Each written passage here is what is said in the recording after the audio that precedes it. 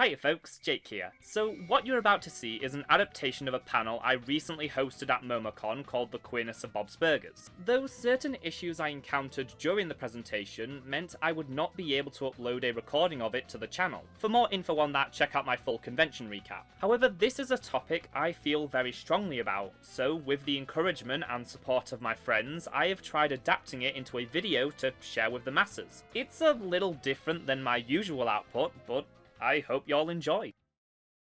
Since it first began its monumental run back in 2011, Bob's Burgers has delighted millions with its likeable characters, engaging stories, and irreverent humour across 15 seasons and counting. Through this, it has garnered a significant following in the LGBTQIA+ community. It's essentially the closest thing Gen Z has to the Golden Girls, if we want also watching the Golden Girls. Is Linda more of a Rose or a Blanche? Discuss in the comment section. However, unlike most shows that end up in this situation, that will either intentionally queerbait audiences for the sake of publicity and ratings, or will show active disdain over the mere existence of those fans, Bob's Burgers has been able to fully embrace this side of the fandom by choosing to celebrate it. What other show releases an official Pride collection every year with new pieces of original artwork and donates the proceeds to organisations like the Trevor Project and the It Gets Better Project? The point is, Bob's Burgers has endeared itself to the community by showcasing their support publicly and putting their money where their mouth is, something many other shows and entertainment companies could do with taking note of. However, despite how beloved the show is by the L's, the G's, the B's, the T's and the Q's, it wasn't until very recently that we saw a dedicated queer storyline be attempted within the show itself in the season 15 episode, Hope and Mike Night, which as of right now isn't even a year old. Yet the show is still viewed overwhelmingly favourably by the queer community, and I've never come across anyone truly questioning why that is. What about Bob's Burgers sets it apart from all the other shows that have burned queer audiences in the past, especially when any outwardly queer characters only have minor roles and rarely get to contribute to the plot, because the focus is on this quirky, yet still nuclear family?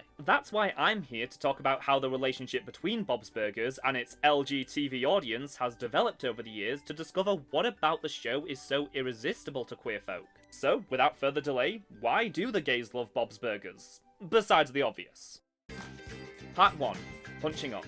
One of the first reasons that comes to mind when considering the appeal of Bob's Burgers to queer viewers is simply how the show doesn't make already marginalised groups the butt of the joke, as plenty of its predecessors did and many of its contemporaries still do. This is because, aside from making us laugh, a primary goal of the show is to present all of its characters to be undeniably human. It doesn't matter whether they're a main character that appears in every episode or a one-off, significant care is taken to ensure everyone on the show is a multifaceted person capable of feeling real to the audience. Complicated individuals who aren't defined by a single joke or who only serve to reinforce harmful stereotypes. A breath of fresh air from other adult animated sitcoms that are mainly populated by walking punchlines. Regular-sized Rudy, one of the show's most beloved and well-utilised characters, is disabled, needing to keep his inhaler on him at all times, though neither the characters nor the show itself ever uses this aspect as a point of ridicule or allows it to entirely define him. If it's brought up in an episode, it'll either be used as part of a story, like in his first ever appearance in Season 3's Carpe Museum, or we see him use it in the background of any given scene, demonstrating it's just a part of his life and normalising his experiences. Rudy is Louise's best friend, a brave kid with a good heart who simply wants to be included in group activities and is struggling to process his parents' recent divorce, who also just happens to need an inhaler. This is but one example of how Bob's Burgers crafts nuanced and memorable characters, never watering them down or sacrificing the humanity behind them for the sake of cheap laughs. And this is one of the core factors behind the show's enduring longevity, because in a shocking revelation, having characters that aren't solely defined by a few personality traits opens up a lot more interesting story ideas, which we've witnessed through how the show has only continued further fleshing out characters like Rudy or Gail or Miss LeBons or Trev. While many shows use use their comedy as a way to maintain the status quo, so to speak, Bob's Burgers uses it to speak truth to power, with the target of ridicule often being deeply unhappy rich white men and showing they are not invincible. The episode The Oder Games from season 5 is about Bob's landlord, Calvin Fishoder, threatening to drastically increase the cost of rent for all his tenants in the neighbourhood, though this only has the purpose of pitting them all against each other in a Hunger Games-esque water balloon fight where the last person standing won't have to endure the rent hike. Despite this, Bob still believes he can reason with them, having faith in the good of people, especially small business owners like him, only to quickly lose that over the course of the day. Screw these people.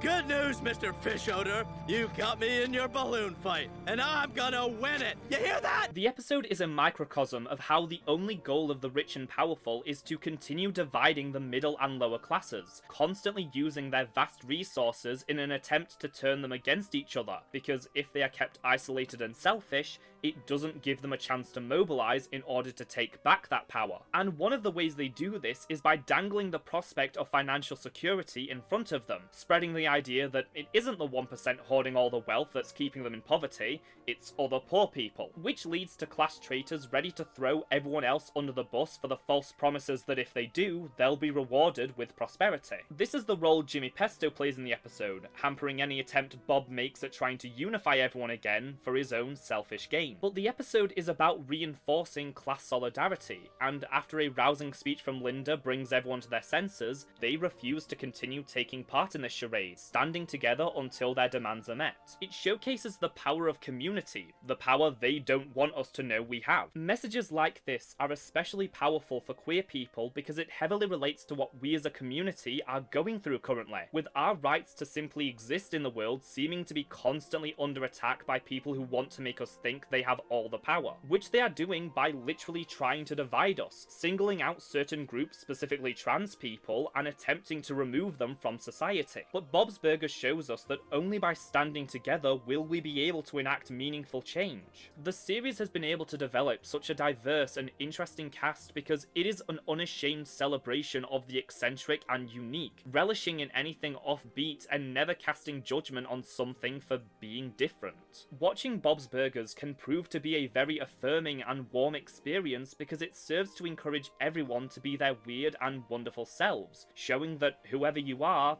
there is a place for you in this world. Most conflict in this show are resolved by open communication and attempting to better understand each other, which in turn helps the viewer to look inward and self-reflect. There have been many examples of this over the years, but the recent episode, They Slug Horses, Don't They?, has quickly become one of my favourites. Focusing on a fight between Louise and Tina over a broken toy that brings to the surface deep-seated issues in their relationship, mainly how Tina somewhat resents Louise over them not being able to connect when they were younger. It takes a consultation from Gail about a similar fight she and Linda had, which allows them to see the fault in how they not only began this fight, but have continued to escalate it as they resolve their issues. Again, it goes back to treating these characters with humanity, allowing them to connect and grow together despite their differences. You could argue that for people of marginalized identities, the show almost becomes a safe space, where viewers are able to tune in each week without fear that at any moment they could be mocked or only see themselves represented through regressive stereotypes. A notable example is that Linda and Tina are both voiced by men. And please correct me if I'm wrong here, because I can't remember everything from nearly 300 episodes of television, and it's been a long time since I enjoyed rewatching season 1, but I'm fairly sure that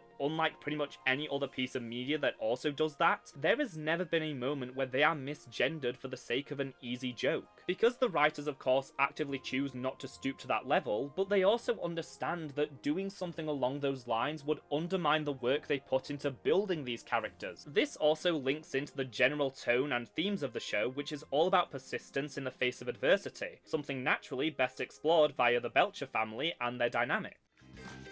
Part 2. Scraping by together. Bob's Burgers is not a kind show. Not to its characters. In nearly every episode, it seems the universe is constantly pitting itself against the Belchers, doing everything it can to inconvenience them and stop them from achieving their goal. Wherever this family goes, misfortune and chaos is not far behind. They take a makeup camping trip for Tina, who was too sick to attend one with the other Thunder Girls. Well, Bob and Linda get swept away by rapids and are lost in the wilderness as the kids have to set out to find them. There's a big festival in town that will likely be great for the restaurant's business. Too bad, now there are porta potties placed right in front of the entrance. The family pulls together so they can afford to give Tina her dream by sending her to horse camp, but wouldn't it be funny if the horse that she's assigned wanted nothing to do with her? The catalyst of the movie is a massive sinkhole opening up right in front of the restaurant at the very start of summer, effectively cutting off all their revenue during what should be their busiest season. Episodes may deal with the kids searching for buried treasure a la Goonies, or the family being held hostage on a cruise ship by a captain who's lost his marbles, or mutant turkeys overrunning the town on Thanksgiving, but there's always some element of sobering reality. It's things like Bob and Linda struggling with the fact they can't afford nice Christmas presents for the kids that serve to ground the chaos, something Gen Z has especially latched onto because the situation of the Belchers is incredibly relatable. This idea that you can do everything right and still have it not be enough, where something as simple as being able to pay the rent is seen as an overwhelming victory for the characters because sometimes the best you can hope for is just to survive. At every turn, the Belchers face constant resistance and roadblocks that tend to completely knock the wind out of their sails. But no matter how hard the world kicks them when they're already down, they find a way to get back up. While the family, especially Bob, seems to have become acclimated to these constant cruel twists of fate, they never stop trying to find a way to turn things around. In the episode The Runaway Club, Tina says their family motto is "maybe we'll get lucky this time," which speaks not only to their endless persistence, but belief that someday their hard work will be rewarded. Even when they seem thoroughly defeated, that flame of hope can never be extinguished. But there's also something to be said about how each member of the family has their various eccentricities, which means they often struggle to fit in with the wider community. Despite this, they don't compromise their identity or try to change themselves for that purpose. In For Whom the Doll Tows, we find out Gene has become ostracized from his friend group for the crime of refusing to make fun of their substitute teacher, as Louise attempts to communicate this to him through a doll murder mystery. Because they're all weird art kids and I love them for it. But upon learning the reason he's been left out from the recent gathering, Gene has no regrets, because as he puts it, the cause of him being ditched was because he's too wonderful. A fact Louise secretly admires about her older brother, his ability to say and do the right thing without even thinking about it. It's also a prime example of how, in a world that seems constantly out to get them, all this family can truly rely on is their love for each other to help them get through it. The entire thesis of this show is that the Belchers are out here unapologetically living as their authentic selves, and the universe sees that and takes it personally. So the family has to take wins wherever they can find them. The season 3 episode, Family Fracas, sees the Belchers become contestants on a game show which turns out to be one of the few things they're genuinely good at. Despite not winning the grand prize, they still try and succeed week after week until the presenter, Chuck Charles, who has a vendetta against the Belchers from a previous episode, conspires to help their opponent, who so happens to be Bob's mortal enemy Jimmy Pesto, win and take home the minivan the Belchers had worked so hard for. And their attempts to get justice also fails because the system is entirely rigged against them, down to the network executive destroying the evidence in front of everyone. The Belchers are left to walk home, defeated once again. Though in the final seconds, Bob is able to find a moment of joy when he learns that Jimmy can't change a tire and has no choice but to accept his help. Even when you know how much the odds are never in their favour, you can't help but constantly find yourself rooting for them, and it makes the occasional instances where the family does come out on top all the sweeter. There's a moment for me that fully defines this philosophy. In the season 6 episode, Sliding Bobs, the kids all envision various scenarios where their parents hadn't fallen in love the night they met. And by the end, Tina, who has spent the entire episode convinced in the power of fate, starts freaking out because if there's no set destiny, it means the universe is nothing but jumbled up randomness. So Linda calms her down by telling her the universe is random, but how every so often that randomness can lead to something beautiful. like her and Bob. Everything lined up and it came out Belcher. How beautiful is that? All of these ideas are things members of the queer community can connect with their own experiences. The courage it takes to unashamedly be yourself even when it seems like the world is against you, actively choosing not to compromise your happiness and identity even in the face of mounting adversity, constantly working towards these bigger goals but still celebrating the smaller victories made along the way, even if they may not seem like much in the grand scheme of things. All included in a package that is designed to laugh with you instead of constantly laughing at you. This show is blunt and honest about how cruel the world can be, while also showcasing the good and acceptance that can still be found. When the Belchers enter a parade contest to try and win some easy money, Jimmy not only copies their idea, but sabotages their float. So to beat him, Bob tries to take a shortcut so he can get to the judges first, only to get them all lost, causing the rest of the family to leave because they had already accepted defeat and simply wanted to enjoy what was left of the parade. By the time he and Teddy finally make it back en route, the float is completely destroyed, and realizing the error of his ways in making this all about winning, Bob fully embraces the freedom of the parade, releasing his inhibitions and dancing along to the song that Linda had brought. This quickly attracts a crowd who help push the float the remaining way to the finish line, winning them 5th place over Jimmy in the process. When things seemed at their bleakest, Bob was willing to lose himself in the moment, which resulted in the family being helped by a diverse and eccentric crowd made up of a few friends but mainly strangers, once more showing the power of community to help uplift each other, which is why this is one of the episodes I always make sure to rewatch at some point during June. Though there is another element at play with the Belchers that has only served to further endear them, and that is the relationship between Bob and Linda, most notably the distinct lack of any I hate my wife humour that is commonly found in these types of shows. From the moment we are born into this heteronormative society, we are constantly bombarded by the message that a marriage between a man and a woman is treated as an obligation or inevitable, with it having this almost transactional value to it. This is perpetuated in the media we consume from an early age, with fairy tales that feature a princess marrying a prince before they've even shared a conversation, but then achieves its final form through the trope of the lazy husband and the nagging wife who constantly lie to and betray each other's trust, yet continue to stay together because, well, what else are they gonna do? It's the same old story of an ambitious woman with a successful future laid out before her, who proceeds to give it all up for a guy who does not deserve her. Then there's Bob and Linda, a relationship built entirely on trust, and the fact that the two, even after all these years, are still crazy about each other. If there are issues in their relationship, they most often talk them through and reach a new understanding, accepting all their flaws wholeheartedly while also striving to make each other better. Linda pushes Bob to step outside his comfort zone and connect with others more, while Bob helps keep Linda grounded and not let her lose sight of the bigger picture. They remain partners in everything, whether it be raising their kids or running their business, but the most revolutionary element of their marriage is that they actually enjoy spending time together. One of the best early episodes that communicates this is Season 3's Lindependent Woman, where Linda gets a part-time job at a grocery store to help with the family's ongoing money problems. Though the situation creates some friction between her and Bob, causing them to fall out. This is a pretty standard sitcom plot, and often the conflict is a result of the stunted man-child being completely incapable of taking care of himself, or insecurity over no longer being the primary breadwinner of the household. Here though, Bob's anger stems from how much he misses getting to spend every waking moment with Linda, though doesn't want to admit that out of fear that she is much happier at her new job, especially when he learns that she doesn't feel as appreciated at the restaurant. But by the end, he goes to apologize and confess the truth. I'd rather be scraping by together than have extra money and be apart. When you lay it all out, Bob and Linda's relationship has a lot more in common with queer partnerships than the traditional and stereotypical idea of heterosexual marriage, at least in terms of how it's often portrayed in the media. Here is a couple who have been together for over 15 years that continue learning new things about each other, falling in love all over again. Two people who stay together not out of obligation, but genuine love that is never in doubt even in their worst moments. But of course, the best of both of them can be found in their kids, who receive an entire section because I believe each of the Belcher children, in their own way, represent an aspect of the queer experience, especially in their unique journeys of self-discovery.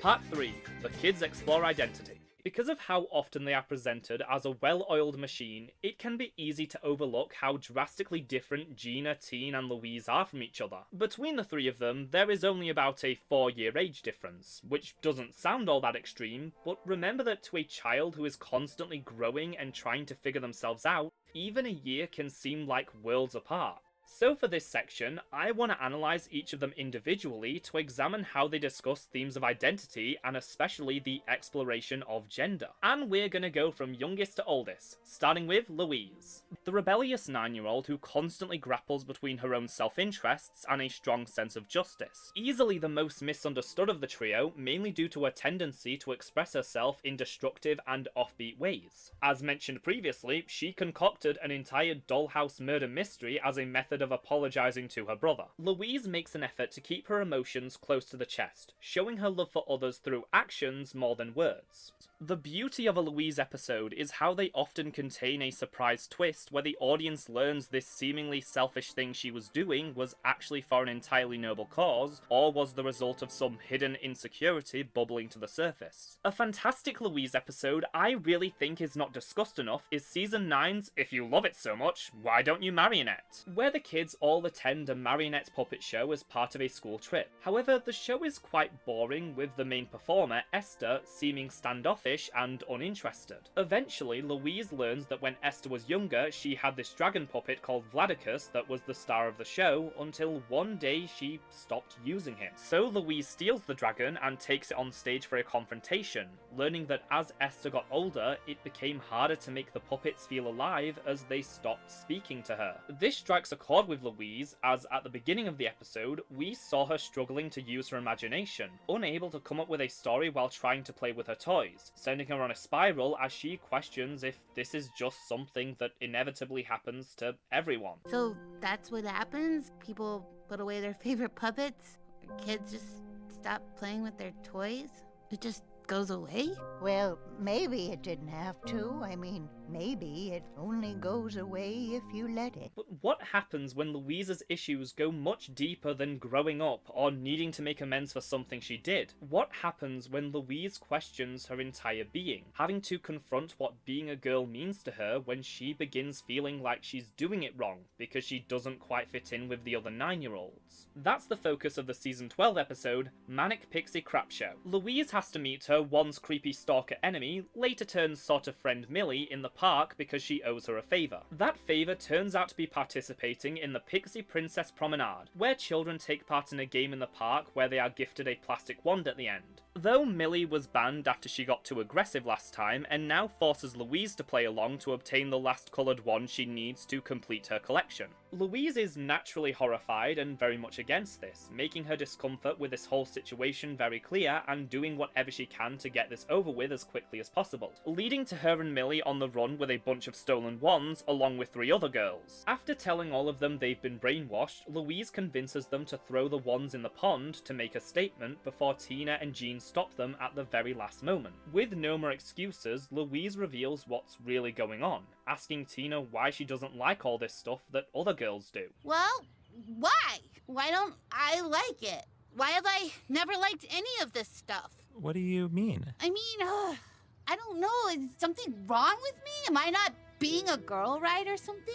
What? Louise, it's fine that you don't like it. Doesn't mean anything's wrong with you. I mean, you like your stuff, like your Barobu cards, and they like their Pixie Princess stuff. Everyone can just like what they like and be who they are, and that's okay. Her being uncomfortable taking part in the promenade was not out of disgust, but confusion and resentment at the fact that she never understood the appeal, questioning if that means there's something wrong with her. And these anxieties were not helped by Tina, who has spent the episode fixated on trying to make herself pretty after being told she wasn't model material. Back to Louise, you can make an argument that what she went through in this episode was only a few steps removed from something along the lines of dysphoria. That sinking feeling where you question if there's something wrong with you because you can't relate to the traditional experiences of your assigned gender, especially when you're surrounded by all these people who don't have that problem. Both Louise and Tina in this episode are ignoring who they are to fixate on who they're not, which is a difficult mentality to overcome, an experience experience a lot of trans and non-binary people will heavily relate to. But after gender questioning comes gender experimentation, a concept heavily tied to Jean. Get ready for your favorite fruity boy! Whether it's dressing as Queen Latifah for Halloween or taking on the burden of being a girl group by himself, I certainly have the passion. Jean never shies away from a chance to express his more feminine side, his lack of filter making him the loudest and proudest character on the show, even giving Linda a run for her money, which also made him one of its most endearing. When it comes to how and why the show uses Jean in this manner, I believe there are two main factors at play. The first is the heavy neurodivergent coding present in how Jean is written. His lack of volume control, his misunderstanding of social cues leading him to make unintentionally inappropriate comments, his difficulty focusing on certain tasks without becoming distracted, his dislike of sudden loud noises, and how all-consuming his passions become shown through his love of music and performing. All the Belchers have this to some extent, but whenever an episode wants to explore one of those ideas, Jean is always the focal point. The season 13 episode, Gift Card or By Trying, features a really interesting moment for Jean, and especially how he perceives himself. His subplot sees him sneaking around the store trying to avoid this kid he knows called Mitchell, whom he finds kind of annoying, until the end when he comes to the realization how similar the two of them actually are, questioning if everyone else sees him that way. Understanding that he was being mean to Mitchell because he reminded Jean of certain aspects of himself that he secretly isn't all that happy with but is unable to change. It's a surprising moment of self-reflection for Jean that leads to him trying to be mature and resolve this on his own. But why is Jean being neurodivergent, or at least coded in that way, so important to the way he explores gender? Well, in many ways, those aspects are what allows him to experiment with how he presents himself. In certain cases, it can be much easier for a neurodivergent person to question that part of their identity because they already don't fit societal expectations. For a neurotypical person who is aware of social cues and fixates on how they are perceived, there are generally speaking more barriers they have to work through before they can start that journey. The road is longer simply because they have a lot more things to unlearn and restraints to free themselves from, which takes a lot of time and effort. When it comes to neurodivergence though, a lot of those barriers never went up in the first place because we couldn't understand them, especially when we spent so much of our childhoods questioning everything we're told, often making adults very mad at us because that was seen as a challenge to their authority. The other side of all this is the fact that Jean is a child and simply doesn't fully understand the concept of gender, which is used to highlight his innocence and creates a nice contrast for the sake of comedy. This is the way Jean will uncritically repeat various adult concepts he's heard without grasping the meaning behind them, like this one from a recent episode that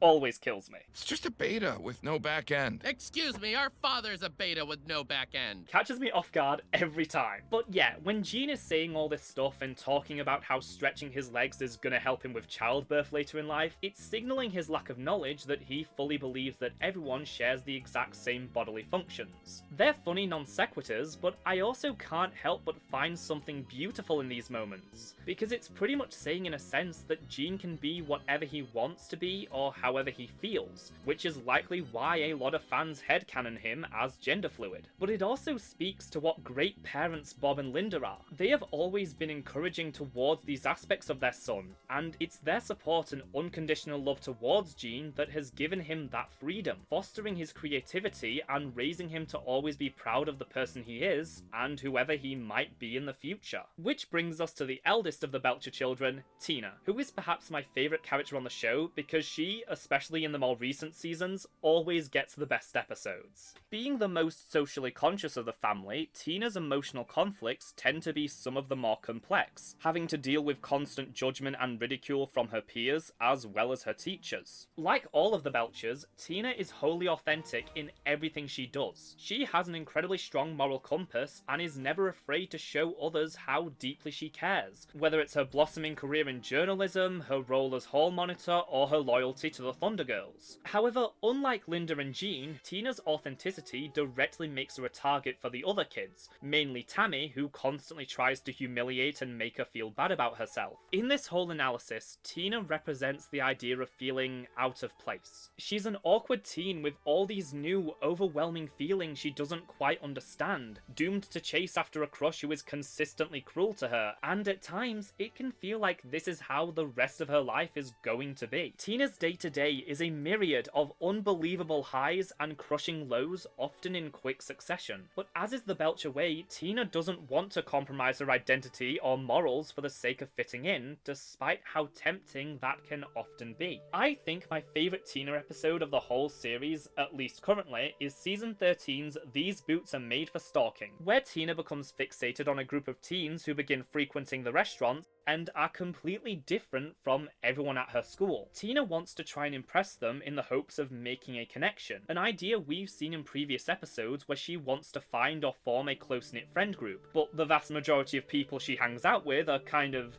you know, awful in every conceivable way, and she deserves much better. The reason Tina admires these new kids so much is that they exude confidence, something she lacks. So in an effort to impress them, she reinvents herself with a new wardrobe and wanting to get into different music. But as you can imagine, she tries too hard and gets stressed, causing a scene in front of them, leaving her devastated, with it taking a talk from Linda to understand that she didn't need to change. Trying to make people think you're cool is exhausting. And when you stop trying, suddenly the next person you talk to thinks you're the best person ever. And with time, Tina slowly begins feeling like herself again, until one day one of the cool teens walks in and she is able to talk normally and make that desired connection. So I guess I'm just gonna do my own thing. I'm not quite sure what my thing is, but I think I like it. Tina in this episode, and in the later seasons in general, symbolises the idea that eventually everyone will find their people. Though if we want to talk about a Tina episode that can resonate with queer audiences on a deeper level, we can't really do much better than season 12's two-part finale, Some Like It Bot. In order to cope with being ridiculed on the school news broadcast for wearing a new shirt she was excited about, Tina envisions a Blade Runner SKU where she's a bot who is branded a deviant when they begin wanting to decorate and express themselves, needing to go on the run from the authorities to avoid having their personality wiped. It's perhaps the show's most visually ambitious episode, with stunning backgrounds and a fantastic score to boot, but its poignant and heartbreaking moments come from the musical number,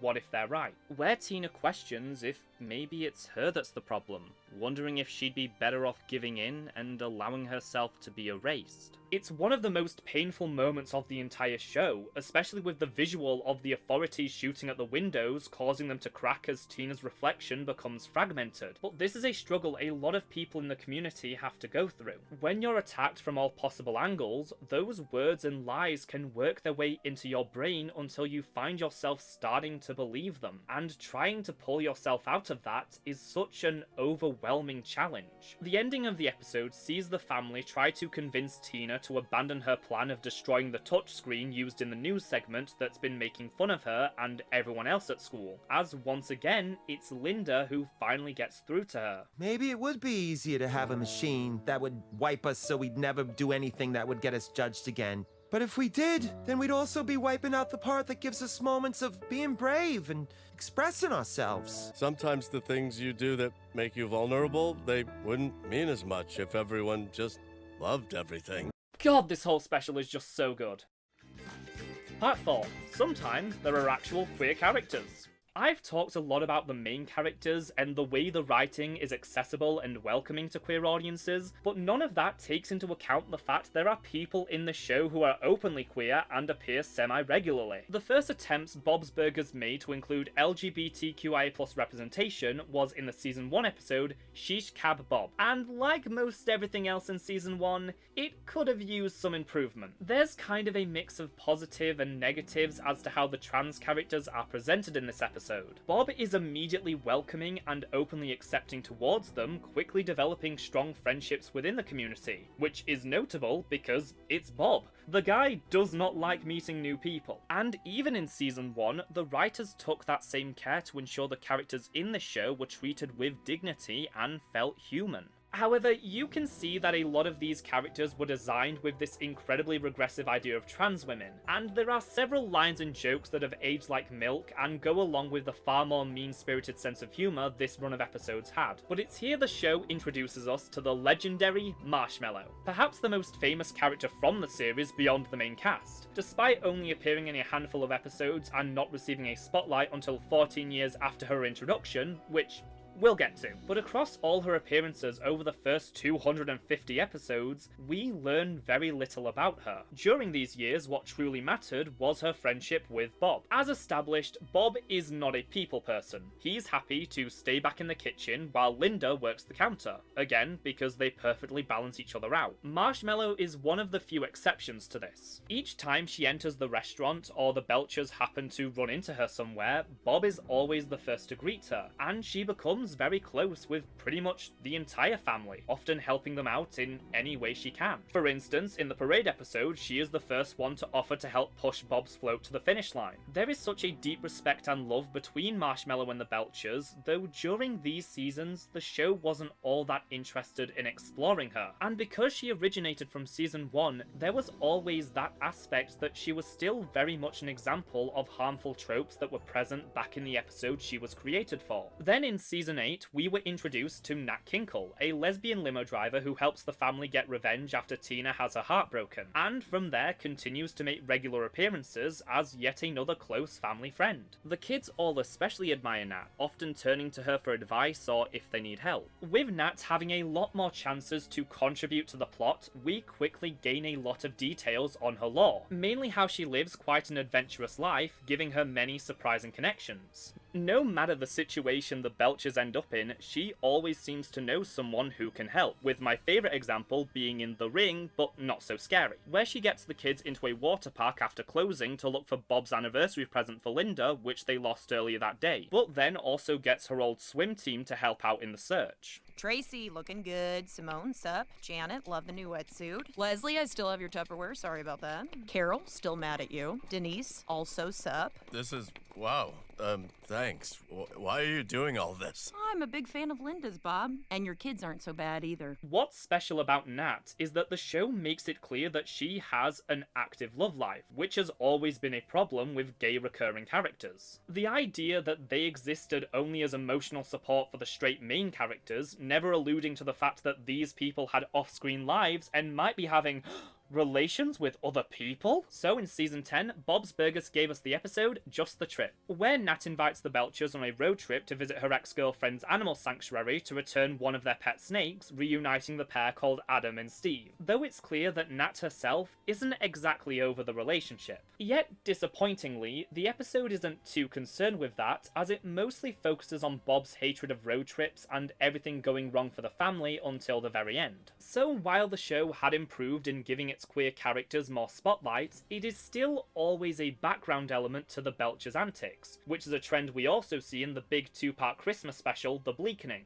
where the catalyst for the main plot is the local gay club called the Wiggle Room closing down as some of Linda's sentimental family ornaments are stolen during a Christmas party, which we later find out was for an underground queer rave with a drag performance, which has another amazing song, but again, these elements do not receive much focus. Though there is something to be said about how these attempts at representation, however flawed they may be, contribute to the idea that queerness is simply something the Belchers regularly encounter in their everyday lives, never making a big deal about how queer people are simply able to exist because it isn't a big deal. These are valued members of the neighborhood as well as good friends to Bob, Linda, and the kids. Then in season 15, after getting a new voice actor, Marshmallow returned with a fully dedicated B-plot in the episode Hope and Mike Night, which expanded on her previous role as a friend of Bob and the family, while also giving her more depth than she was ever afforded before. In the episode, she ensures the kids' plans for the restaurant to host an open mic night goes ahead, and even prevents the fire marshal from shutting it down when they reach capacity, because her parents are visiting from far away and she has never gotten to sing from them before. This episode is the perfect example of how far the series has come in its representation, and while there is still plenty of room for improvement, the future is looking rather bright. Even if it has been 11 years since the episode Turkey in a Can, and we're all still questioning whether or not that episode was confirmation that Bob is actually bisexual. Maybe. Wait, I'm straight. I mean, I'm mostly straight. But imagine, if you will, a series that does everything I've praised Bob's Burgers for throughout this discussion, featuring the same comedic style and wholesome tone that also happen to include multiple out queer characters in its main cast. Now stop imagining, because it exists. Part 5. Psych, I Trojan horsed y'all, because this whole thing has been a ruse so I can once again gush about the Great North in the hopes of getting more people interested. The Great North is a show created by Bob's Burgers staff writers Wendy and Lizzie Molyneux that began airing in 2021 and has been running ever since, now boasting 5 seasons and almost 100 episodes. Set in the fictional Alaskan town of Lone Moose and following the adventures of the Tobin family, the series picks up some unspecified amount of time after Beef Tobin, played by Nick Offerman, was cheated on and divorced by his ex-wife Kathleen, leaving him to raise his 4 children by himself, including his eldest, Wolf, played by Will Forte, who is starting a new chapter of his life with his fiancée and eventual wife Honeybee Shaw, voiced by Dulcie Sloan, after they fell in love in a Shrek fandom chat room. There's also his teenagers, the artistic and overly dramatic Judy, voiced by Jenny Slate, and the more reserved and sensitive Ham, voiced by Paul Rust. The youngest child of the brood is Moon, a passionate outdoorsman with an old soul, voiced by Aparna Nancherla. As I mentioned, it's yet another wholesome family show about characters who genuinely like spending time together and have good relationships, to a point where the basic premise of the show is that this family cares about and loves each other so much that it keeps landing them in all these crazy and entertaining hijinks that often have to do with some kind of town event or tradition they end up getting involved in. It's a fantastic show that features an honest and realistic depiction of divorce and the lingering effects and trauma it can cause, which is an arc that takes place over the show's first 3 seasons as Beef starts to move on and the kids understand how to let go of all this internalized guilt they've been holding on to, all culminating in the season 3 premiere, which is one of their best episodes. But the reason I'm bringing it up now is because this is a show that features 2 gay main characters and has been doing dedicated and creative queer storylines since the very beginning, for the most part focusing on Ham, who is already out to his family by the time the series begins. Also, I am gay. Ham, we know. You've come out to us a bunch of times. I have. Yes, and we love you just the way you are, damn it! During season 1, there is an episode titled Pride and Prejudice Adventure. Yeah, most of these episode titles end in the word adventure because this show is fun like that. This episode, which featured one of the last roles of gay icon Leslie Jordan, is all about the concept of historical revisionism, specifically as it pertains to gay erasure, as Judy invites her crush Crispin to the school's Ladies' Choice dance, while remaining totally clueless over the fact he doesn't have feelings for her, but for her brother. I don't want to go into more detail than that because it is a fantastic bit of television that everyone should watch. Then later, the show gave us the episode Say It Again, Ham, Adventure, which is all about how the media sensationalizes the idea of coming out and the effect that can have on queer youth, as Ham attempts to redo his coming out after getting it in his head that the first go around wasn't dramatic enough. And the episode flies off the rails from there and escalates to a point where the family is being held at gunpoint by a crazed relative. But it has this incredibly sweet ending that is just one of the many examples of the lengths this family goes to support and understand each other. Then in season 4, we are introduced to the family's long-lost Aunt Dirt, played by Jane Lynch, who has been hiding away in a doomsday bunker for the past few decades until the Tobins discover her. So now she's back and we learn that she too is gay, leading to great stories about a queer elder having to adjust to the modern world and the fact that she no longer has to hide this part of herself, as Ham does his best to help her, and it's all so funny and sweet and every once in a while emotional. This show is so damn good and the gay stuff is only the tip of the iceberg. The side characters are also entertaining and have great dynamics with each other, as well as many prominent secondary characters being voiced by Alaskan natives. The animation from season 3 onwards has some spectacular moments of character acting. Like Bob's, it contains a lot of fantastic music, especially in Judy episodes, including one full musical episode that sees her grapple with the idea of having her braces removed, because of how it signifies the passage of time and feeling like she needs to figure her life out before it's too late, which is a really interesting look into her psyche. If you've never seen the show and anything I've said has got you even slightly interested and you want to learn more, back in 2023 I released an entire video covering the expert way the show handles its themes and development of its main cast, as well as going into more detail about the queer representation. This show is such a gem and it is my life's goal to introduce as many people to it as possible. And I am working overtime right now because there's a good chance Fox is about to cancel it to make room for them bringing back American Dad, though no official word on the future of the series has been made as of yet. Hey y'all, Future Jake here with an update. A few days after I recorded and started editing this, there have been heavy rumours circulating that Fox is indeed about to cancel The Great North once these last episodes of Season 5 finish airing. Which does not surprise me in the slightest, considering they've been constantly moving it about on the schedule for the past 2 years. And while I am truly heartbroken if this is the end, it has had one hell of a run, especially for a recent Fox adult cartoon, and I just want to thank all the crew members who made this show everything it was. Now I just have to hope the finale can provide me with at least some sense of closure. And that about wraps it up for this discussion on Bob's Burgers. That was also a ruse for me to make another attempt at getting people to watch The Great North. If you enjoyed the video, be sure to subscribe and tell me in the comments if you'd maybe want to see more stuff like this in the future. You'll also find links to my Patreon where you can see new videos early as well as exclusive bonus videos. Till next time folks, I've been the Gladding Gladiator and I'll see ya real soon.